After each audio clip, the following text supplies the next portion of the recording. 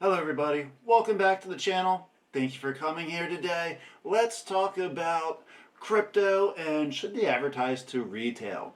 Alright, specifically I'm going to talk about Quant because that is one of the largest complaints I hear is that no, they don't advertise to retail. And I hear this from different crypto as well, but in short, it's on purpose. It is 100% purposeful, and I think it is best that they do it that way. They will eventually advertise to retail if they need to. In all reality, massive green candles when utility hits and everything usually attracts retail as it is because our little red shiny ball syndrome and monkey brains say green candles mean good, let's go buy. But today I want to talk about why Quant doesn't advertise to retail and why banks specifically love that. It's preferred. It is best for Quant not to advertise to retail much. And that's what I want to talk about today. We'll get into some of the reasons as to why, some of the benefits of it, and just another big reason why I like Quant and have so much conviction of where it's going to go long-term play. It is my highest conviction crypto. Hbar is number 2. Been here a couple of times, you probably know that. So, as the video goes on, feel free, please do put your comments, clarifications, additions, all that wonderful jazz down below in the comment section. I try to respond to everybody. I like getting in there and talking with you guys. And with that being said, let's kind of move forward. So, why do banks like Quant so much, and why is it best for them to really not waste too much time advertising to retail? So for a lot of people in the crypto space, silence kind of feels like it's suspicious or like that the team isn't doing something, right? And we love hearing or knowing that companies are shouting out, hey, here's our crypto, talk to us.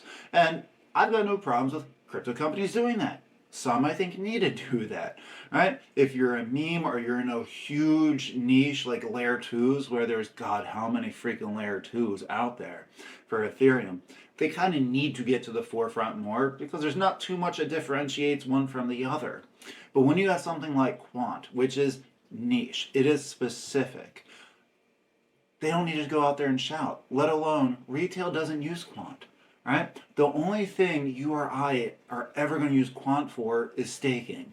Right? Otherwise, we're not doing shit with it other than holding on to it. Whereas layer 2s or dexes we might use. So the reality is Quant has no reason to advertise to us. We are not the market. Us buying the Quant token isn't going to help them in any way. Actually, it might even hinder them or hinder the people who they're actually trying to sell to, or at least sell their product to, Overledger.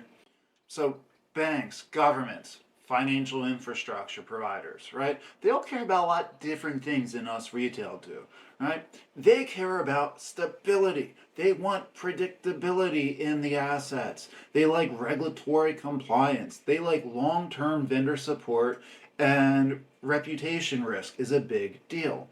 Those are all things that benefit them when something is stable. We'll come back to this. Things that they don't care about, essentially the polar opposites, right?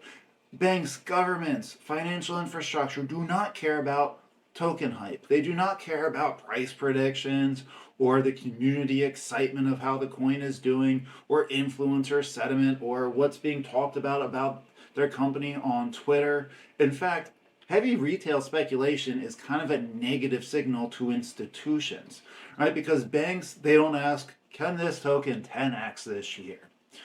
They ask, can this survive through scrutiny? Can this token or this product, because they probably don't care as much about the token, help or benefit their bottom line dollar or help them get more of it?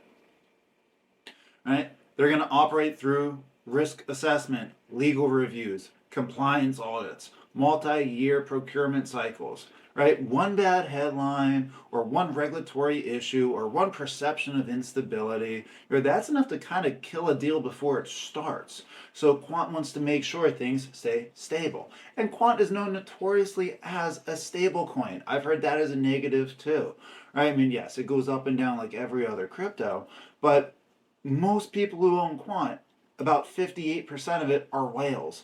And we're expecting most of those to be lockup wallets, right? And then of us retail that's in, the vast majority of us are long-term holders, right? Most of us are not selling Quant. which is why it kind of only goes down so far and it stays in a tight range compared to other coins, right? I mean, we're only down, only, that's going to sound bad, but we're only down 50% from recent highs of 2024, where look at other altcoins, right? Most are down 80% or more, and we're even talking about ones in the top 15. It comes from the stability, and this is something banks and institutions like. And if Quant pushed off to more retail, we would have a lot more volatile swings, and that does not behoove them.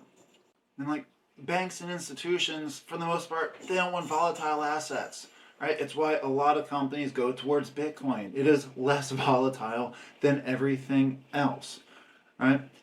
If you have a volatile asset, it creates accounting complications. They don't want to deal with that. Now, it deals with it's going to introduce to balance sheet volatility. It raises regulatory questions. It triggers internal risk, right? That ends up getting a lot of friction.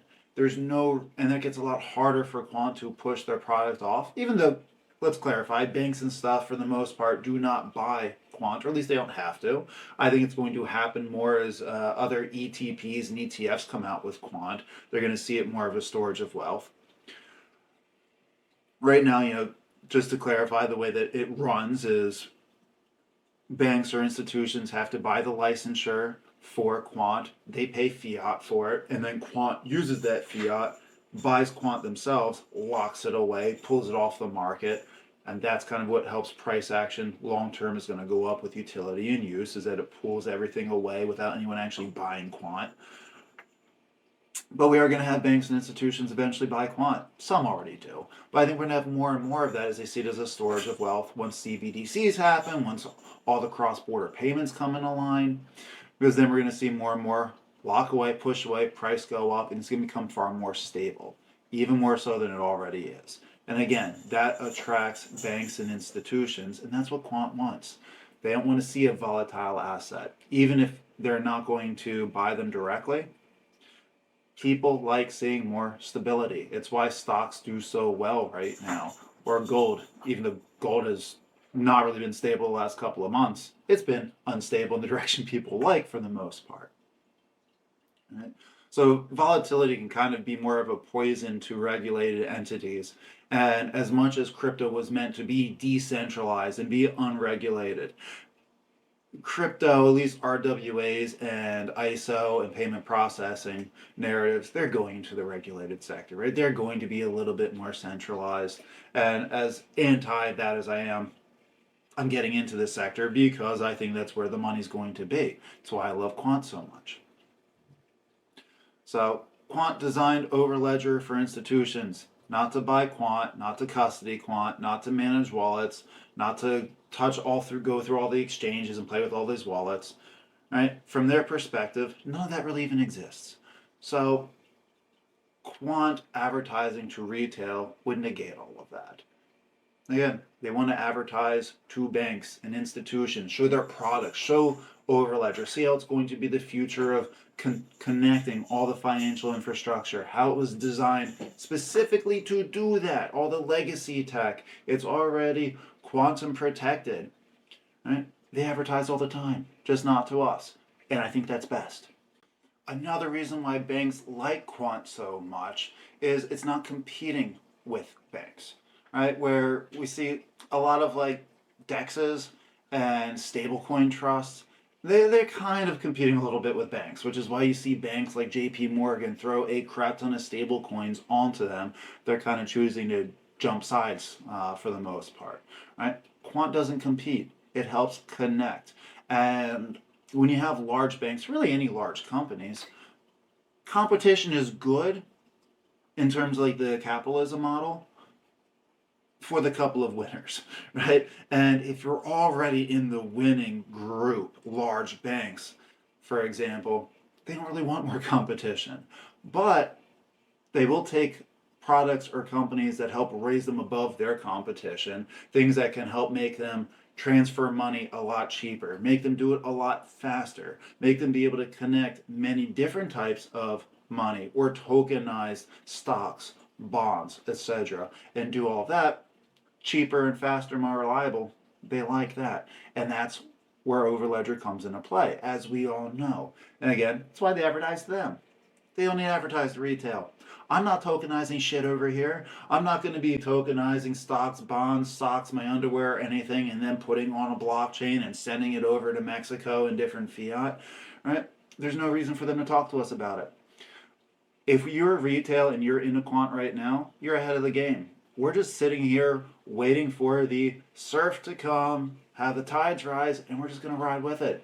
It's going to be great, and I think it's going to be happening relatively soon because we're going to have more announcements about mainnet fusion come out. We're going to have more details about staking past the test right now of the bring your own node. And everyone else is going to flock in, and then it's going to become much more stable, and we're going to see a good new asset of holding wealth. It's great to be early, isn't it?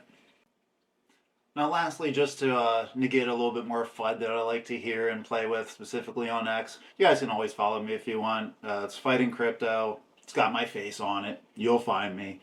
But you hear a lot about, like, again, back to Quant being a stable coin, or it doesn't even have a mainnet yet. Okay, fine. Who cares? It's coming. Right? And I understand where some people might have frustration of multi-cycle, of where's it going.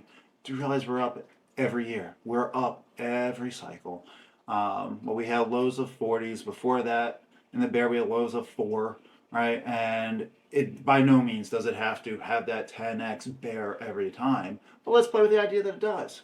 That would mean the next big bear market, we're going to have a low of 400, right? If we go $4, what was that back in like the bear of 17, 18? Then we had the bear of $40. I'll gladly take a bear of 400, and I think that's very realistic once we get announced that the digital euro is fully going to be processed through Overledger. You know, we're already talking about the tokenized deposits of UK, Dentu Soken in Japan doing all of that, and the European Central Bank now doing tokenized collateral. They ain't said that they're using Quant. They're not going to state it yet. That has to be all backdoor information. But I mean, obviously, you know where I'm betting my money on. We're going to see everything that we want. Quant, very likely, or in my opinion, it's already settled, is going to be one of the backbones of the financial future. So I don't really care where price action is. I'm accumulating a little bit every week. I'm curious, what are you guys doing? Do you guys buy only once it goes down to a certain price?